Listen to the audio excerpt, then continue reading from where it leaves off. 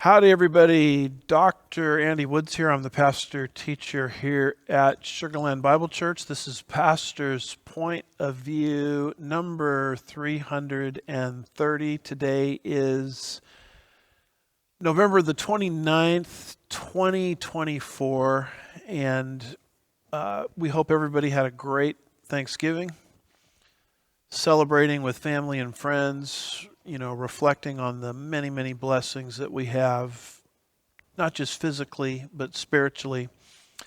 The book of Ephesians chapter 1, verse 3 tells us that we have been blessed with every spiritual blessing in the heavenly places as believers in our Lord Jesus Christ. And for that, we can certainly celebrate and certainly rejoice. We're coming at you today with another prophecy update. We're looking at just two issues in this particular prophecy update. The trend into globalism or one worldism, and I also want to bring you up to speed on some trends related to persecution that are breaking out many places in the world, but specifically even here in the United States of America. Let's go ahead and start with our first bullet point, globalism. In addition to the many other prophetic signs that we routinely talk about, the trajectory into globalism or world government is clearly at the top of the list. We get that prophetic prediction from the book of Daniel, chapter 7 and verse 23. Daniel in the 6th century BC, 2,600 years ago, describes the type of Gentile government that will exist on planet Earth before Jesus returns and in his second advent. And he says this, "Thus he said, the fourth beast will be a fourth kingdom of the earth, which will be different from all the other kingdoms and will devour the whole earth and tread it down and crush it." What kind of government, humanly speaking, will exist in the world that Jesus returns to? It will be a global government. It says it will devour the whole earth there. And then it uses language like devour, tread down, crush, which is language of totalitarianism. So one world totalitarianism will gain the upper hand in the last days, only to be destroyed instantaneously by Jesus Christ at his second advent. And so the question really becomes, is our world moving in that global direction? I would say that it is. And one of the tools that's being used to push us into global governance is this whole management by crisis mentality. Here's a quote that we refer to frequently as we talk about this from Obama's former chief of staff, Rahm Emanuel. He famously or infamously quipped, quote, "You never let a serious crisis go to waste." And what I mean by that is it's an opportunity to do things you could not do before, close quote. In other words, government loves a crisis. Because when a crisis breaks out, and now they're using the phrase polycrisis, this would be a compound type of crisis, something financial, something economic, something related to health, all of these things happening simultaneously. Government loves these scenarios because it's a chance for the government to step in and rescue. And when the government steps in to rescue, it demands police powers. It demands to get bigger and bigger to, quote, solve the crisis for us, close quote. And if the crisis is global, then that creates the cry for global governance. So whether the crisis is real or whether the crisis is imaginary, government loves it. And if government can't have a real crisis, the government will make up a crisis. And this is what we mean by management by crisis. I'll light a fire on your back porch, and then I'll come around to the front porch and sell you a fire extinguisher, and suddenly I'm a hero. Not only am I a hero in your eyes, but I'm making money off you when I'm the one that started the crisis to begin with. And that's really how to look at this whole climate change crisis. It's not a real crisis. It's a fake crisis. And yet, this is what's being promoted constantly, because if you believe in what's called anthropogenic climate change, man-made climate change, in other words, you can't solve this at the national level. This is a global problem, and so we need global governance to fix this global problem. This is a quote here from Alexander King and Bertrand Schneider in their 1991 book, The First Global Revolution, which was a book put out by the Club of Rome, a one world organization. And they say this: in searching for a new enemy to unite us, notice that, we need a new enemy, and we're searching for one. In searching for a new enemy to unite us, we came up with the idea that pollution, the threat of global warming, water shortages, famines, and the like would fit the bill. And once you convince people of a planetary global crisis that we're causing, then humanity will acquiesce to the surrender of one's economic and political freedoms to an international body that promises to resolve the crisis for us.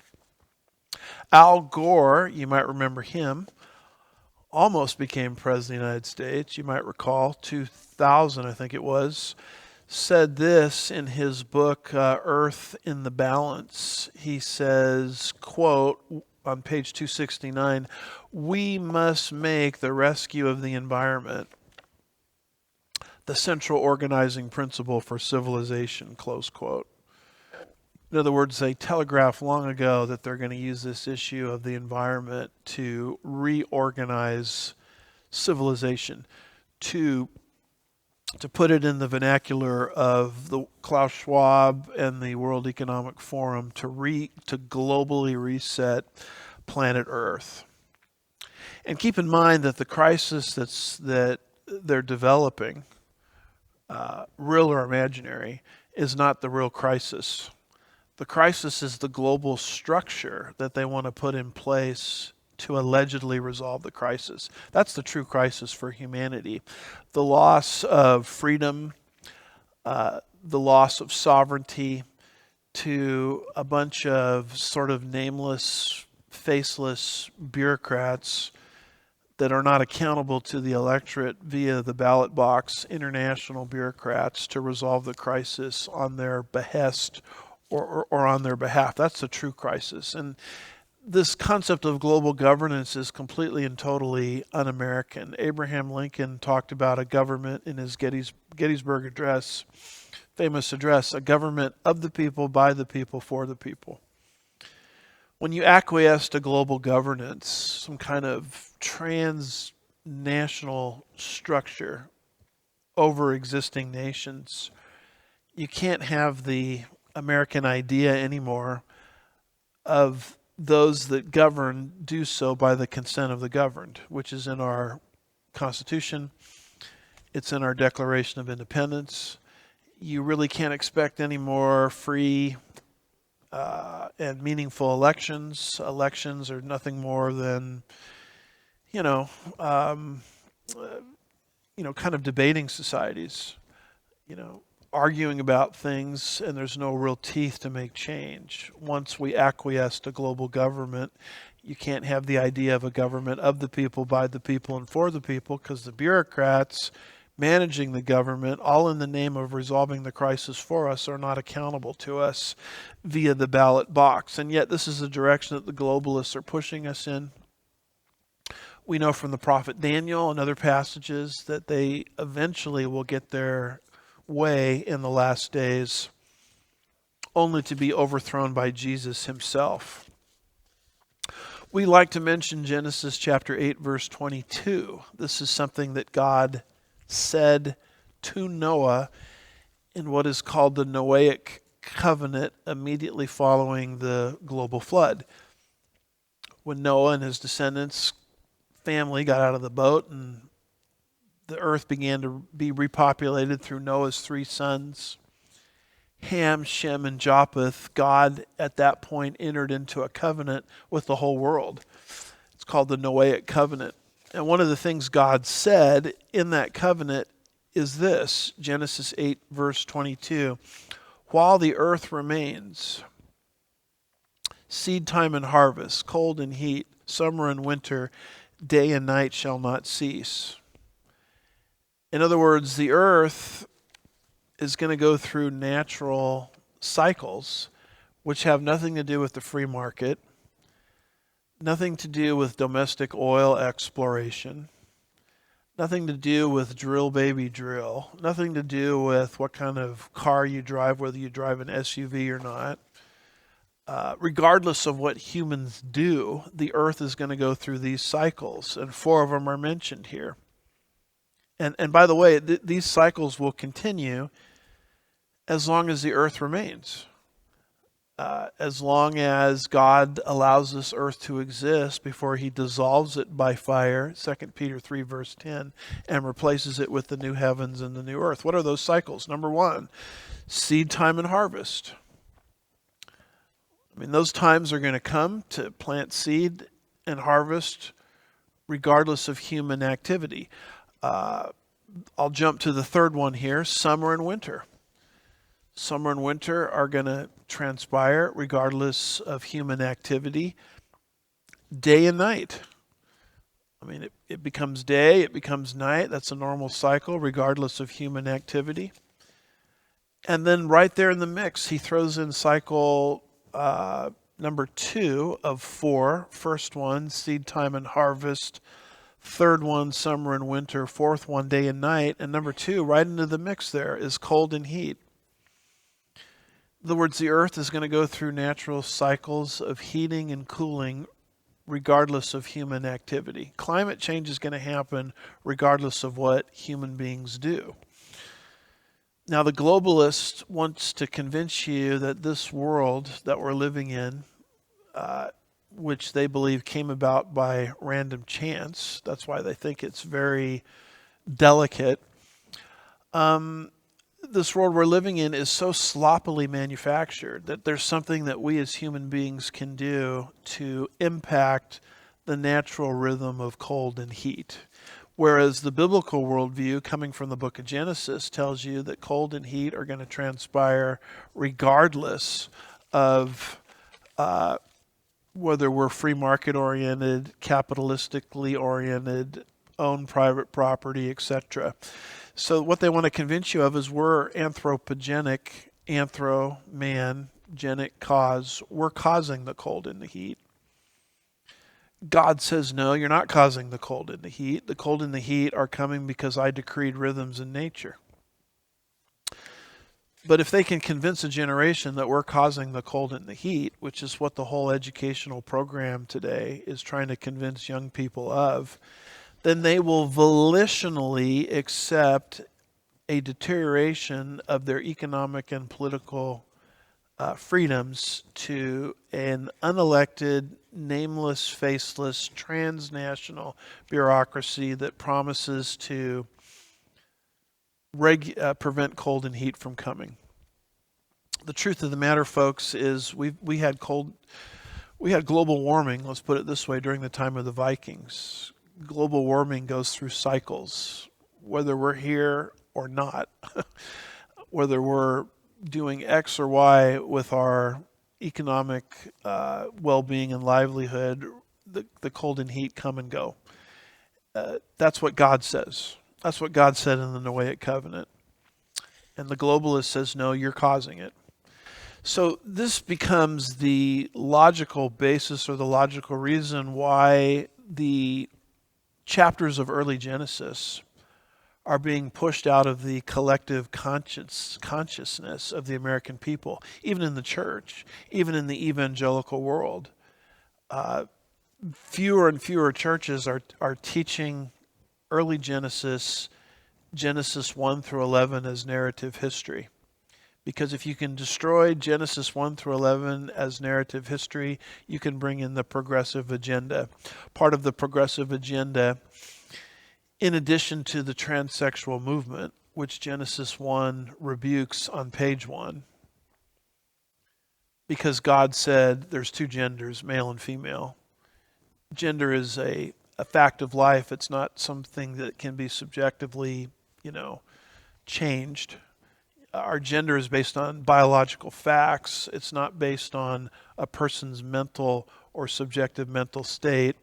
But if they can chuck Genesis 1 through 11, they can bring in the transgender agenda. If you can destroy Genesis 1 through 11, including Genesis 8, verse 22, you can bring in the climate crisis agenda. The climate, as I showed you before from the Club of Rome quote, is a crisis of global proportions that has been intentionally selected as a pretext for ushering in global governance. And this is how we're moving into the Daniel 7 verse 23 prediction, largely through the myth of anthropogenic climate change. So with all of that being said, one of the things I want to bring to your attention in this prophecy update is this article from Breitbart, a fairly recent article, November 12th, 2024, and it deals with a recent COP29 global conference that took place in Azerbaijan, if I'm pronouncing that right. And it says this: UN climate host Azerbaijan, excuse me. And this is what the president of that particular country that hosted this COP29 summit said. Fossil fuels are a gift from God. Environmentalists engaging in blackmail. Now, it's almost like this particular leader of this particular country hosting this particular conference, which is promoting the globalist climate change agenda, in a rare moment of sobriety, just got up there and he said the king is naked. And the conferencees, the attendees of this conference, did not like what this man was saying. Because what he's saying is the climate agenda is being used as a tool to control and manipulate the masses, all in the name of global governance. And fossil fuels are not causing anthropogenic climate change. In fact, fossil fuels are a gift from God. And he was resoundingly resisted at this conference. But there's just a rare moment of sobriety and honesty where he said the king is naked and the whole thing is a myth. So notice what this particular article says from Breitbart. It says Azerbaijani president, and his last name is Aliyev, if I'm pronouncing that right, whose country is hosting the COP29 climate summit this week, lashed out at Western media and climate activists on Tuesday for criticizing his country's oil and gas industries. Aliyev said oil and gas were a gift from God. Fossil fuels cannot be eliminated entirely, and climate extremists have subjected his country to a well-orchestrated campaign of slander and blackmail. Aliyev said all of these things during his keynote address to the COP29 conference, enraging many of the attendees. He said this, quote me, that I said this, fossil fuels, is a gift of God. And I want to repeat it here today at this audience, he declared. Aliyev's combative keynote address was regarded as sheer heresy, notice that language, by the COP29 crowd. Soon after Aliyev spoke, UN Secretary General Guterres took the stage to denounce doubling down on fossil fuels as blasphemous. And notice the language that this article uses as the audience and then United Nations leadership was reacting against this keynote address. They're using language like heresy, blasphemy. Why are they using all of these religious terms? Well, they're using these religious terms because this to them is a religion. The theologians would call this pantheism, worshiping the creation instead of the creator. The technical name for this is Gaia. Gaia is the idea that the earth is a living, breathing, thinking entity. It's not an inanimate object. And if we don't treat it correctly, it's going to retaliate against us through tsunamis and earthquakes and, freezes and droughts and things like that. That's why all of this religious terminology is used. But you see, the Bible predicts that humanity can go so far in its rebellion against God, and the very last stage of Gentile rebellion is man starts to worship the created thing above and beyond the creator. And that's where we are in our world with this Gaia mentality and Gaia hypothesis. Paul talked all about this in Romans chapter 1, verses 21 through 23. He said, "For even though they knew God, they did not honor him or give thanks, but they became futile in their speculations, and their foolish heart was darkened. Professing to be wise, they became fools and exchanged the incorruptible God for an image in the form of corruptible man and of birds, four-footed animals, crawling things, etc." And Paul goes on here and he says they exchanged the creation for the creator and began to worship the created thing in the place of God. And God gave humanity over to this. And so this is why today in our Christ-rejecting world, we've now reached the point of pantheism, where people are worshiping the creation instead of the creator. And all of this fits very nicely with the globalist agenda, because if you believe in all of this Gaia pantheism, then you'll accept all of these draconian regulations in the name of monitoring our behavior on behalf of Gaia. And that's what all of these COP29, etc. meetings are about. And here's the leader of the country that's hosting the conference speaking out against it in a rare moment of honesty and candor.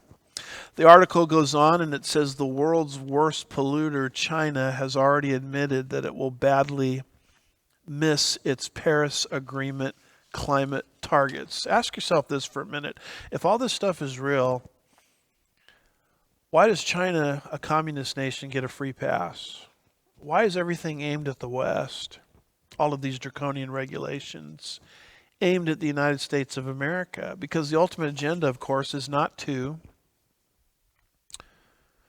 bring in equitable regulations across the board. It's the idea that America is too big, it's too prosperous.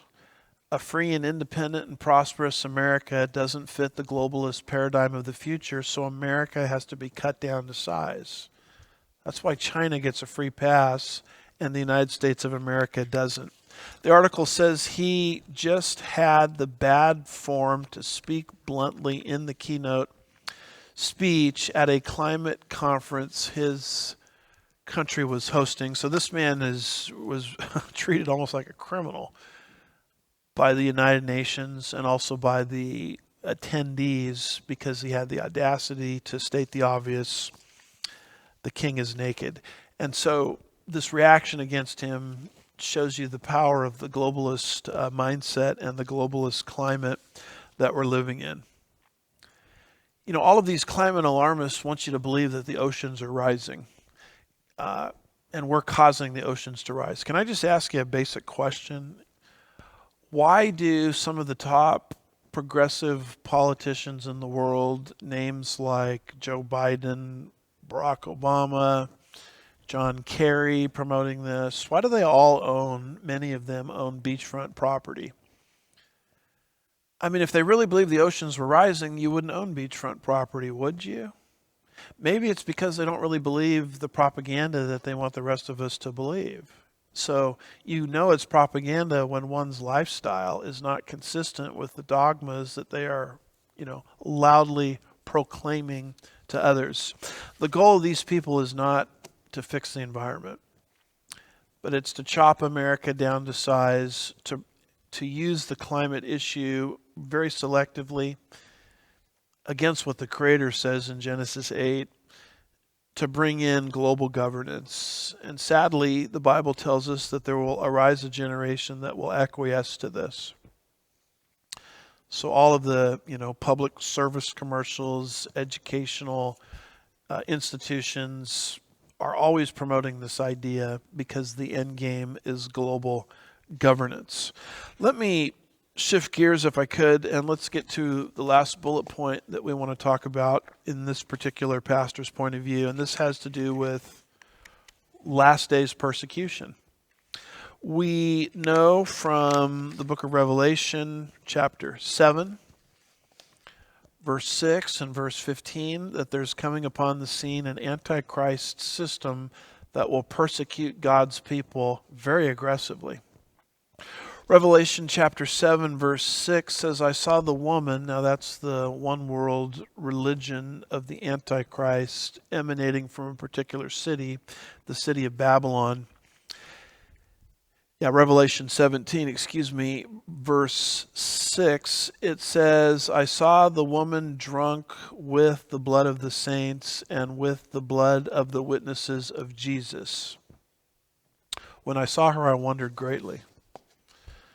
So this harlotrous end-time city spelled out in Revelation 17 is drunk with the blood of the saints. She's drunk with the blood of the saints because she's martyred God's people who will be on the earth during that time period. Not the church. They're not called the church. When you see saints in the Bible, you got to figure out what saints are in view. Old Testament saints, church age saints, or tribulation period saints. These are tribulation period saints, people converted to Christ, largely through the preaching and teaching of the 144,000 Jewish evangelists, Revelation 7, and the two witnesses, Revelation 11, in the tribulation period itself. And the Antichrist city and system will be drunk with the blood of such converts. This persecution obviously will be global in nature because it says in Revelation 17, verse 15, the waters which you saw where the harlot sits are peoples and multitudes and nations and tongues. Those four nouns, when you study them throughout the book of Revelation, connote globalism or universality.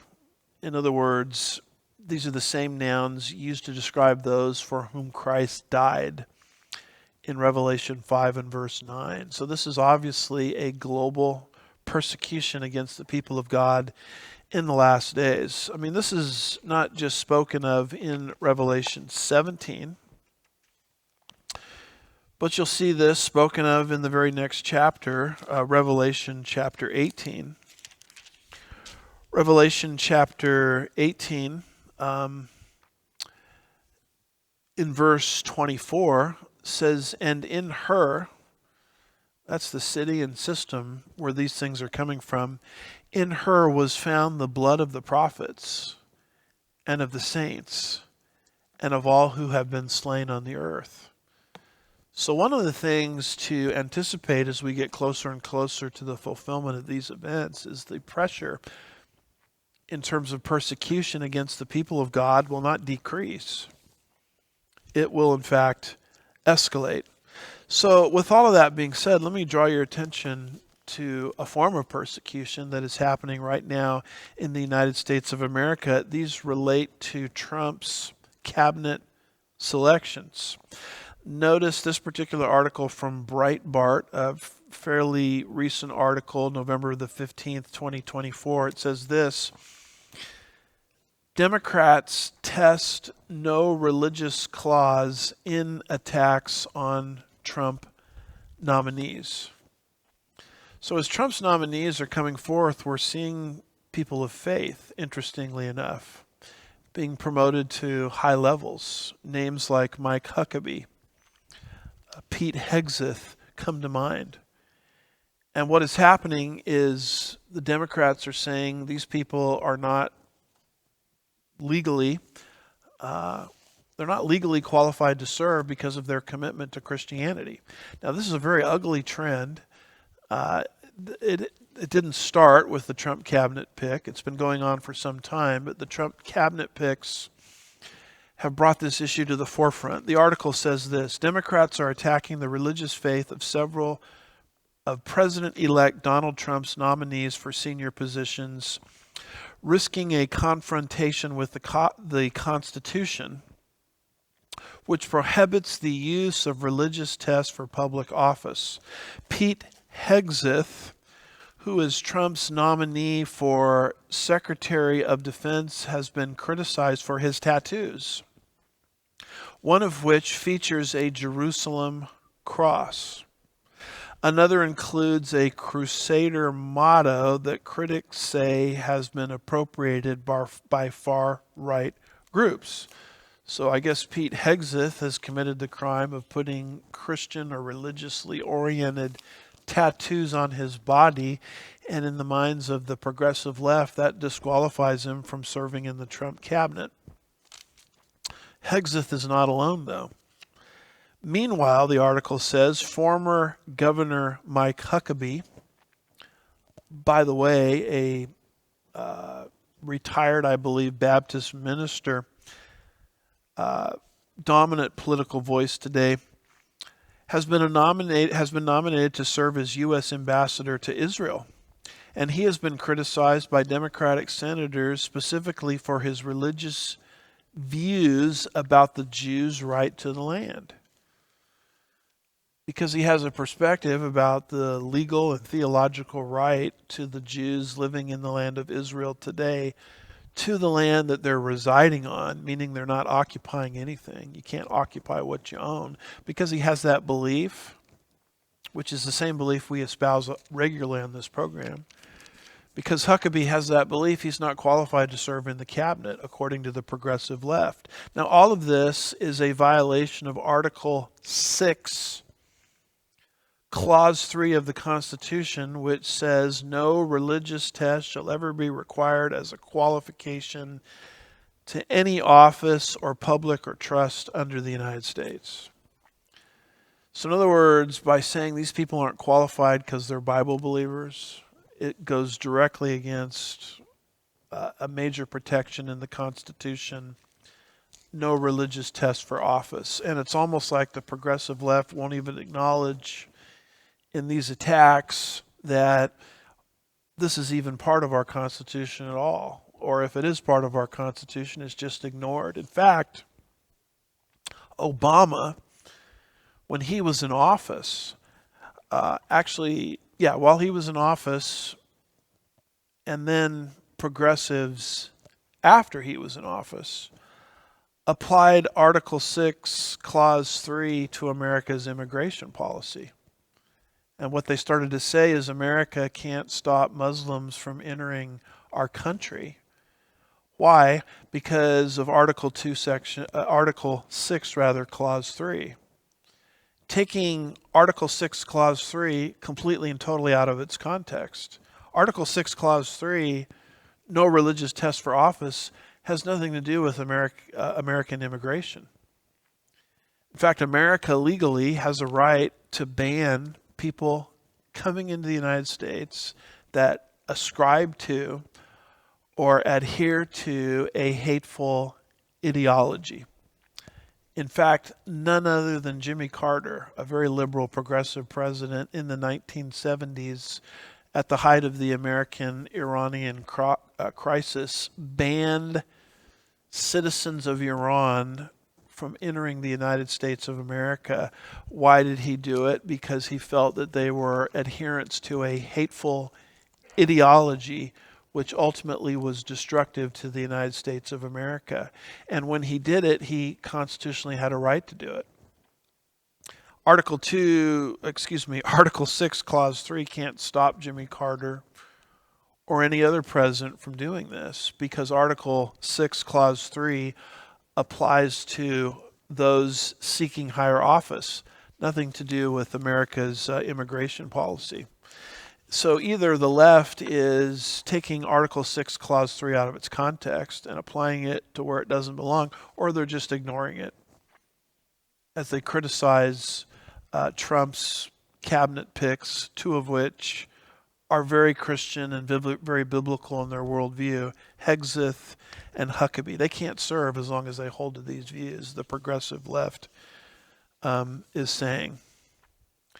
A lot of people with Trump's travel ban during his first term thought that that was unconstitutional because he was banning Muslims. And even if he was banning Muslims from entering the United States, it wouldn't be problematic for reasons I've explained before. But Trump's travel ban in his first term was not aimed at Muslims. If it was aimed at Muslims, he would have aimed it at Indonesia, which has one of the largest Muslim populations in the world. But he, as far as I remember, did not do that. So how could it be a ban against Muslims when he didn't aim it at a major Islamic country?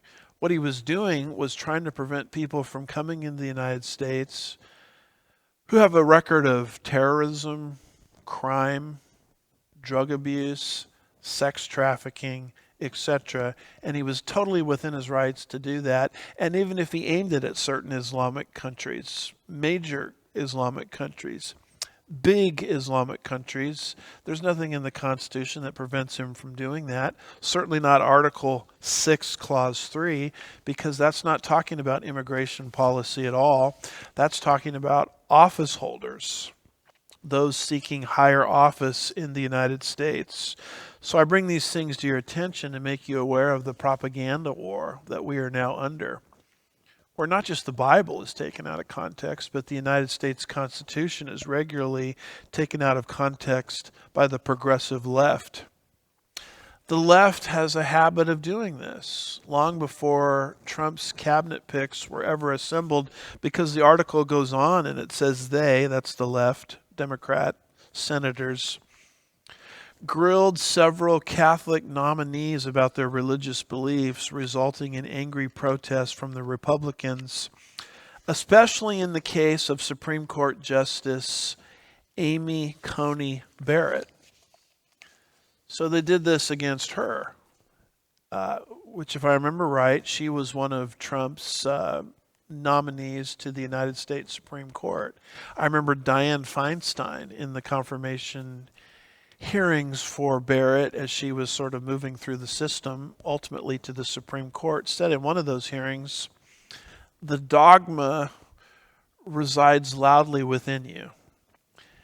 In other words, because you're a Catholic and I believe have connections to Notre Dame University, either she graduated from there or taught there, if memory serves, and you believe very strongly in conservative Catholic principles, you're not qualified to be on the Supreme Court. I mean, that's exactly what they're saying today with Hegseth, with his tattoos, and also Huckabee with his pro-Israel beliefs. And so I expect this type of trend to accelerate as we get closer and closer to the end of the age, because the Bible clearly predicts that the pressure will continue to build until it foments an ultimate persecution against the people of God. But in the midst of a lot of this persecution, there's some really good news. And I'd like to share with you a couple of things by way of good news. This is a particular article that comes from townhall.com. It's an opinion piece written by Katie Pavlich, November the 18th, 2024, and it involves another of Trump's cabinet picks. It says Trump's FCC nominee vows to bulldoze censorship. His FCC nominee for commissioner of the Federal Communications Commission is saying we're not going to have censorship anymore. And this is such a big deal. And it's being so completely and totally unreported. But it's the idea that, we're not going to be policing people on radio anymore, on TV anymore, and we're not going to be kicking people off radio and TV for, quote, misinformation, quote, disinformation, hate speech. Anytime you see the expressions misinformation, disinformation, and hate speech, just cross out those words and write in the word censorship. We're going to censor people because they're saying things that go against the progressive left globalist narrative. That's what they mean by misinformation and disinformation. And certainly a lot of voices of a biblical nature and a conservative orientation have been censored. And here comes a disruptor into the process. That's what these Trump picks are doing. They are disruptors. The nominee pick, the Hexeth pick is a disruptor. The Huckabee pick is a disruptor. Countless others I can think of are disruptors. And here this FCC commission pick is a disruptor. And this particular nominee, Brendan Carr, is saying we're done with censorship once I assume a leadership role in the FCC.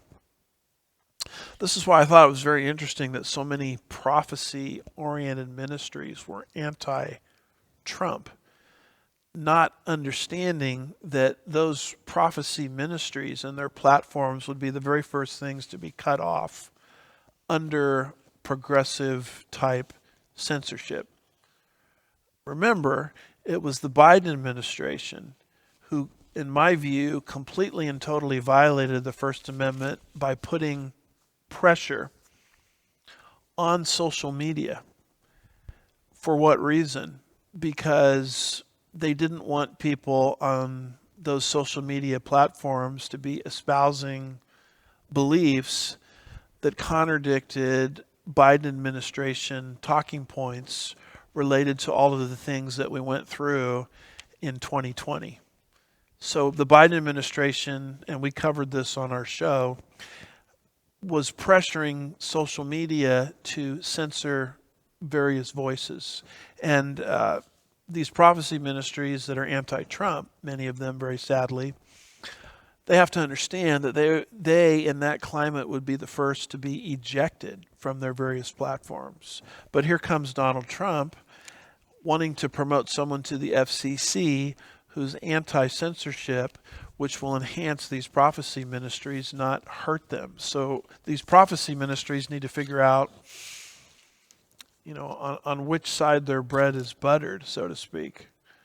You need to vote for people that are going to promote the expansion and furtherance of your ministry, and not vote for people that have a mindset to, censor your ministry. So the article says this: President-elect Donald Trump announced Sunday he's nominating FCC Commissioner Brendan Carr to become the FCC chairman. Carr has been a long-time advocate against government censorship, especially when it comes to collusion with big tech companies to silence voices online. We just got finished talking about that. He's also promising to get rid of DEI practices at the commission. Diversity, equity, and inclusion is what DEI stands for. We don't want wokeness at the FCC making these decisions.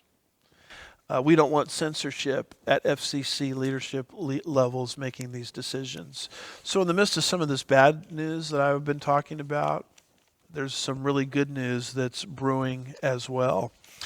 And in fact, Deep State is so incensed by these Trump disruptive cabinet picks that the Deep State is actually speaking out against this and calling on the Deep State itself to somehow derail these cabinet picks. So with all of that being said, you'll notice this particular article. This one comes from the Western Journal. And it says this: distraught John Bolton calls for FBI intervention in Trump nomination process. Again, a very recent article dated November the 14th, 2024. Now, this is all very interesting because before Donald Trump came along, I really didn't know that John Bolton was such a deep state swamp creature. Before Donald Trump came along, I didn't really know that Karl Rove and Dick and Liz Cheney were such never-Trumper, deep state swamp creatures. I thought they were on my side. I thought they were constitutional conservatives. So one of the things that's happened with the ascendancy of Donald Trump in his first term and now in his landslide re-election is sort of what's happening is the sheep and goats are being separated. Now you can see for the very first time, regardless of what party label people happen to hold to, who's a member of the globalist deep state and who isn't.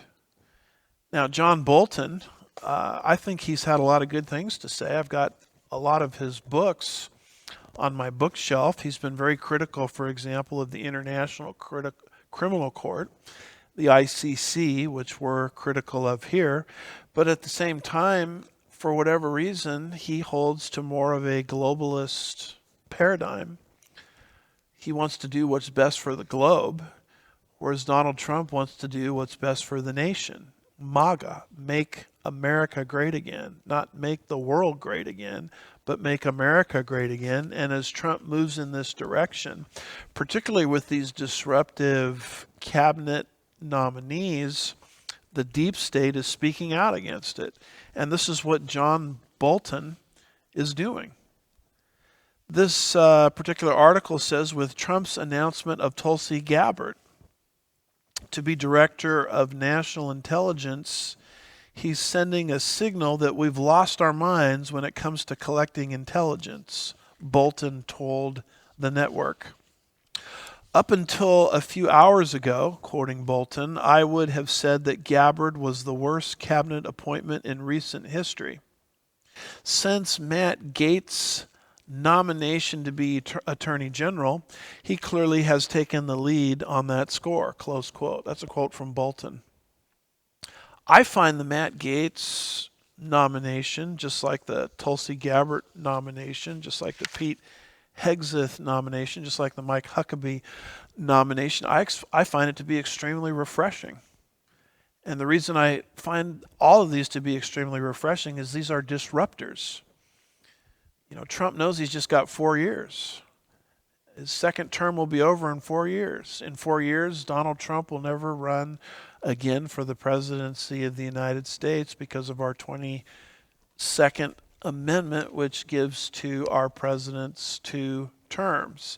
And he is appointing the most disruptive people that he can appoint to disrupt the status quo and to reclaim these massive agencies from instead being weaponized against the American people to actually being a help, servants, and assistance to the American people. In other words, what Trump is saying through these nominations is the days of lawfare, which Trump himself has been subjected to for a long time.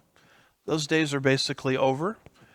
We're not going to use the legal system to achieve, political aims, political ends, political results. And what better way to get the job done than to promote the most disruptive forces to head those very agencies? And the deep state itself, including John Bolton, doesn't like it. And what does he want done? He wants another member of the deep state, the FBI, to stop these nominations from going forward. So the deep state is crying foul, to say the least. The article goes on, quoting John Bolton, I do not think Gabbard or Matt Gaetz ought to have a confirmation hearing. until they have had a full-fledged FBI investigations, Trump's former national security advisor continued. Now, who controls the FBI? It's Director Wray, who is also part of the deep state. So here's a member of the deep state calling on another arm of the deep state to stop these disruptors from coming in and disrupting the gravy train of the deep state. He says, given the Russian propaganda that Gabbard has espoused, so he's continuing this Russia hoax, I think he's a serious threat to our national security, and I think our Republican senators should reject both of them, close quote. Well, how in the world did John Bolton get employed in the first place in the first Trump administration? Well, Trump, when he came in, as I understand it, and I've got a few good sources on this, really didn't expect to defeat Hillary in 2016. So when he won that general election, he was as surprised as anybody else, and he really did not understand how Washington and the deep state works. And he watched them work against his policy aims and his policy objectives for 4 years. And now that he's back in office, he's all the wiser for it. He understands how the system works. He understands who's on his side and who's not. He understands who's loyal and who's not, because his influence has done a separation. There's been a polarizing separation. I mean, if anything good has come from Donald Trump and his re-election, that would be it. It's had a tremendous polarizing effect, separating the metaphorical sheep from the goats, exposing who is a nationalist and who is a globalist. We didn't know who was on which side before, but now it's out in the open. And Trump, because of his first term, is all the wiser for it. And now he's not putting the Boltons in places of prominence anymore. He's putting the Huckabees and the the Pete Hegseths, the Tulsi Gabbards, etc., into those places of authority. And the deep state does not like it. They do not like the status quo being disrupted. And so here is Bolton calling on the FBI, Director Wray, another swamp creature, to stop these appointments, use the power of the FBI to stop these appointments so the deep state gravy train will not be disrupted. So we have taken a look at a lot of different things in not only this prophecy update, but the prophecy update from last week. In this particular one, we focused on globalism, trend towards globalism, and all of the nuances related to that, related to climate change, etc.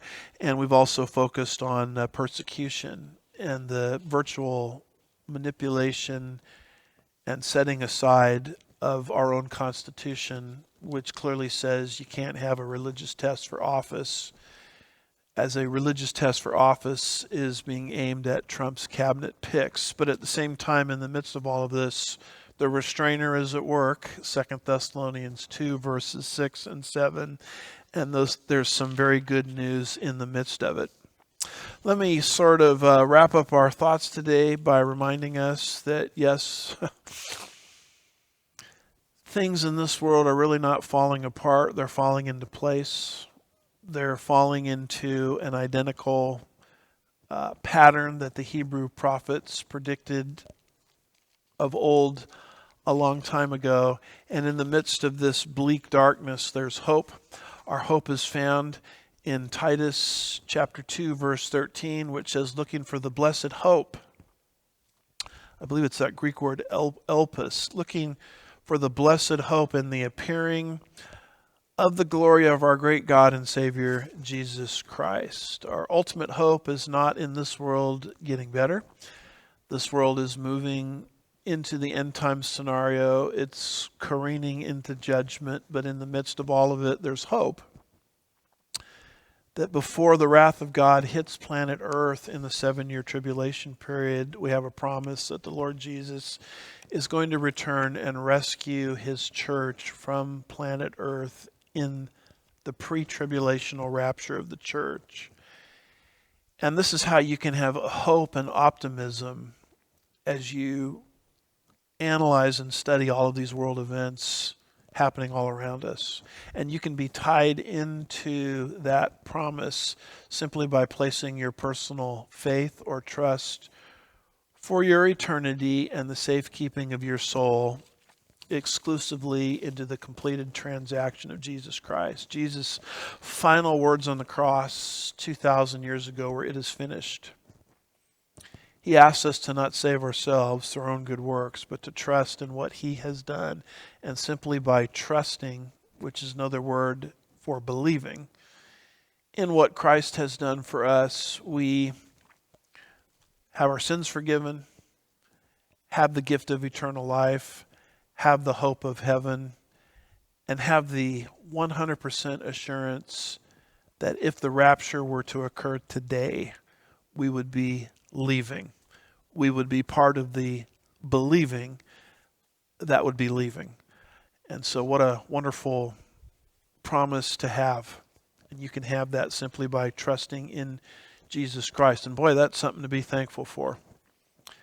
Just yesterday we celebrated Thanksgiving. We're all somewhat so full of mashed potatoes and turkey. We've gotten so heavy, we wonder if God's power is going to be strong enough to pull us off the earth in the rapture. And I can guarantee you his resurrection power is strong enough to pull that off. And we're so thankful on Thanksgiving for what he's done for us. We're so thankful for our material blessings. And we're thankful for these promises. The world is, as the late Adrian Rogers said, growing gloriously dark. Because against the darkness of the trajectory of our world is the hope of the any moment appearance of our Lord Jesus Christ to take his own with him to the Father's house in heaven. I want to see you there.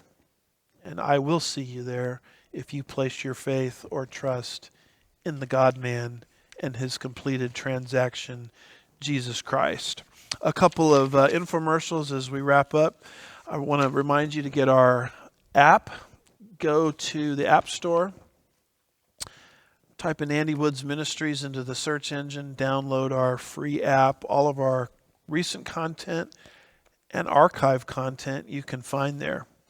Beyond that, I want to encourage you to go to wherever it is you get your podcasts. Type in Andy Woods Ministries into the search engine, and there at your fingertips, enjoy Pastor's Point of View in podcast format. I also want to draw your attention to the Andy Woods Ministries website, andywoodsministries.org. There you can get our recent content and archive content, all of the teaching that we do. And there's also a very conspicuous place on the homepage to sign up for our newsletter. And so these show notes that we read from will show up in your inbox every Friday morning around 8 or 9 a.m. Central Time when we post a brand new Pastor's Point of View show, so you can get on these links and go deeper in your research and read the whole article should you choose to do that, since we only have time to read snippets of these articles. Beyond that, I want to encourage you to investigate Chafer Theological Seminary. It's a seminary that I'm the president of. If you're seeking seminary education, go to chafer.edu, and part of that is our brand new journal, Pneumatikos. And here I'm talking about a brand new edition. This is our fall 2024 edition. Our journal was sidelined for a few years, but was brought back last spring, and now the fall issue is ready. I have an article in there on John 14, verses 1 through 4, which is the first reference to the rapture of the church in the entire Bible. You'll see other articles there by a lot of our students and colleagues: Paul Miles, Dane Rogers, Morgan Arnold, all kinds of book reviews. You'll see one book review by our friend Olivier Melnick and many others of our like-minded friends. These are cutting-edge academic articles that are right there at your fingertips. I would go to the Chafer Theological Seminary Facebook page and or website to receive information on how you can receive our brand new journal. And many of these articles, all of them really, are online. And so you can download and read and study articles at will. I want to also remind you of the pre-trib study group that's coming up here very, very fast, December 9th through 11th of 2024. This will be my last major conference that I'm participating in a very busy year, the year 2024. I'm giving a paper this year. There are many other fine presentations that will be given covering cutting-edge scholarship related to our model of the end times or eschatology. And speaking of that, I want to make you aware of our 2025 Prophecy Conference coming up February 21st through 23rd of 2025. It's a Faith for Final Days conference. The speakers will be Bill Frederer, gifted historian, Olivier Melnick, a gifted teacher and analyst exposing anti-Semitism, Middle Eastern archaeology, and prophecy expert Dr. Randall Price. I'll be presenting at this conference as well. We're going to be having special music by Claude and Rebecca Chu. We're also going to be having special music by Olam Worship.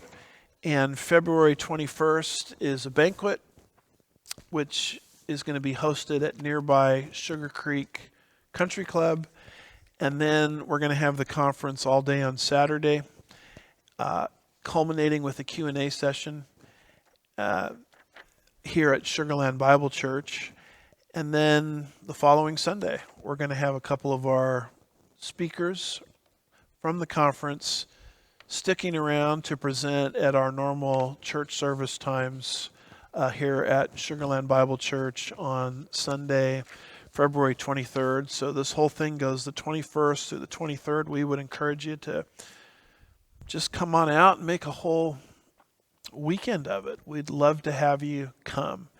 And to participate, you need to go to the Sugarland Bible Church website, slbc.org. We need you to sign up for the conference. Want to encourage you to do it fast because registration is filling up quickly and we have limited seating. So with all of that being said, we will see you next month in the month of December here on Pastor's Point of View. We thank you for watching. We thank you for listening. We thank you for caring. We thank you for sharing. We thank you for praying for this ministry. And we'll see you next time with another prophecy update here on Pastor's Point of View. God bless you. Thank you for getting behind this ministry.